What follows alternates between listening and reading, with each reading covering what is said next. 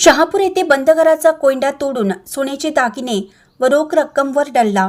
Shahapur police Thane हद्दीत अज्ञात चोरट्याने बंद घराचा दरवाजा तोडून आत प्रवेश करत घरातील सोन्याचे दागिने व रोख रक्कम असा एकूण 52,000 रुपयांचा मुद्देमाल चोरल्याची घटना उघडकीस आली। या प्रकरणी शहापूर पोलीस ठाण्यात गुन्हा दाखल करण्यात आला।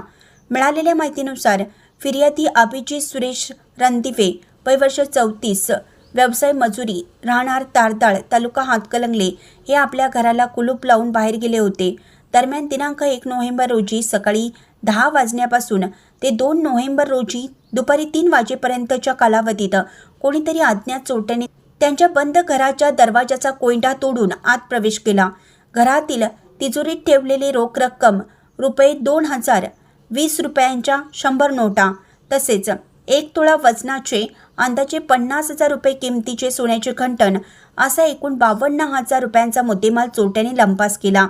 हे सोन्याचे घंटण फिर्यादी यांच्या बहिणी राणी दीपक बचुटे, राहणार सोलापूर यांनी फिर्यादीकडे सुरक्षिततेसाठी ठेवले होते, अशी नोंद पोलिसांनी केली आहे।